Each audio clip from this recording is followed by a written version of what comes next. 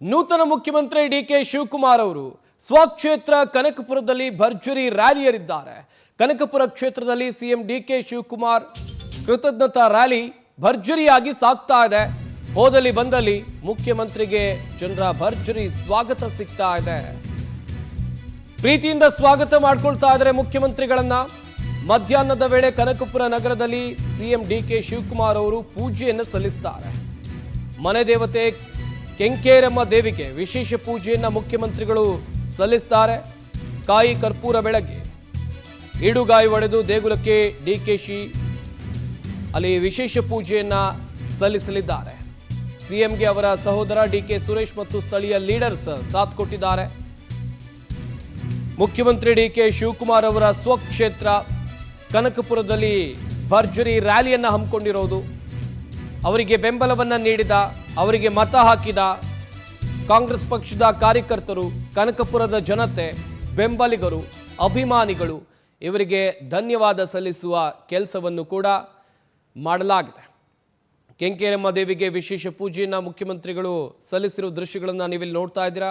ಕನಕಪುರ ಕ್ಷೇತ್ರದಲ್ಲಿ CM DK Shivakumar ಕೃತಜ್ಞತಾ ರ್ಯಾಲಿಯಲ್ಲಿ ಏನು ಮನೆ ದೇವರಿಗೆ ವಿಶೇಷ ಪೂಜೆಯನ್ನು ಸಲ್ಲಿಸಿರೋದು.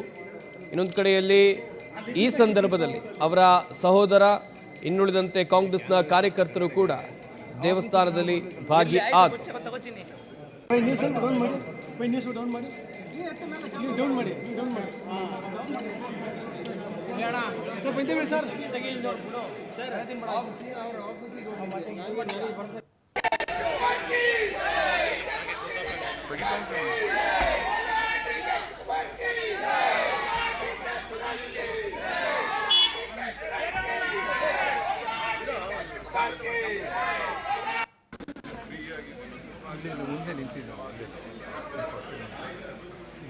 ಮುಖ್ಯಮಂತ್ರಿಗಳಿಗೆ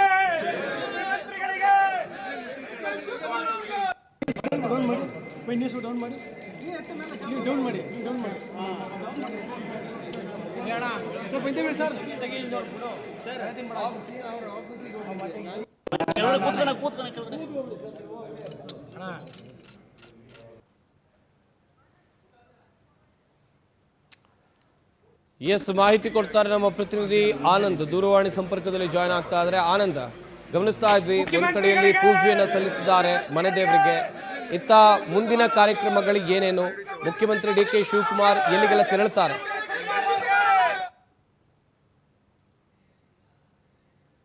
ಕನಕಪುರ ಕ್ಷೇತ್ರದ ಜನತೆಗೆ ಕೃತಜ್ಞತೆಯನ್ನು ಸಲ್ಲಿಸೋದಕ್ಕೆ ಮುಂದಾಗಿರ್ತಕ್ಕಂಥದ್ದು. ಬೆಳಗ್ಗೆ ಕಗ್ಲಿಪುರಕ್ಕೆ ಹೋಗಿ ಅಲ್ಲಿ ಸಾರ್ವಜನಿಕರ ಬಳಿ ಒಂದು ಆಶೀರ್ವಾದವನ್ನ ಪಡೆದುಕೊಂಡಿದ್ರು. ತದನಂತರ ತುಂಗಣಿಗೆ ಬಂದಿದ್ರು, ಹಾರೋಹಳ್ಳಿಗೂ ಕೂಡ ಹೋಗಿದ್ರು. ಈಗ ಟಿ ಬೇಕುಪ್ಪೆ ಸರ್ಕಲ್ ಆಗಿ ಬಂದು ಇಲ್ಲೂ ಕೂಡ ಸಾರ್ವಜನಿಕರನ್ನ ಉದ್ದೇಶಿಸಿ ಮಾತನಾಡ್ತಾ ಇರ್ತಕ್ಕಂಥದ್ದು.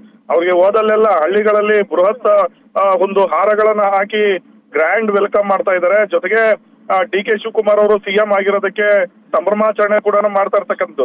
ಪ್ರಮುಖವಾಗಿ ಡಿಕೆ ಶಿವಕುಮಾರ್ ಅವರು ಹಾರೋಹಳ್ಳಿಯಲ್ಲಿ ಚಾಮುಂಡೇಶ್ವರಿ ದೇವಿಗೆ ವಿಶೇಷವಾದಂತಹ ಒಂದು ಪೂಜೆಯನ್ನ ಸಲ್ಲಿಕೆ ಮಾಡಿದ್ರು. ತದನಂತರ ಕೆಂಕೇರಮ್ಮ ದೇವಸ್ಥಾನಕ್ಕೆ ಭೇಟಿಯನ್ನ ಕೊಟ್ಟು ಅಲ್ಲೂ ಕೂಡ ವಿಶೇಷ ಪೂಜೆಯನ್ನ ಮಾಡಿದ್ದಾರೆ. ಯಾಕಂದ್ರೆ ಕೆಂಕೇರಮ್ಮ ಅವರ ಮನೆ ದೇವತೆ, ಸಿಎಂ ಆಗ್ಬೇಕು ಅಂತ ಅವರು ಕೆಂಕೇರಮ್ಮ ಬಳಿ ಅರಕೆನೂ ಕೂಡ ಹೊತ್ತಿದ್ರು.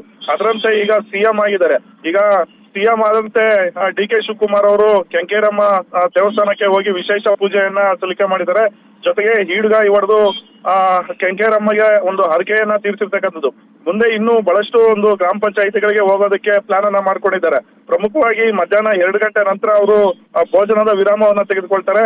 ತದನಂತರ ಸಂಜೆ 4:30ಕ್ಕೆ ಅವರ ದೊಡ್ಡಾಲಹಳ್ಳಿ ಗ್ರಾಮಕ್ಕೆ ಭೇಟಿ ಕೊಟ್ಟು ಅಲ್ಲೂ ಕೂಡ ರೋಡ್ ಶೋ ಅನ್ನ ಮಾಡೋದಕ್ಕೆ ಮುಂದಾಗಿರ್ತಕ್ಕಂಥದ್ದು.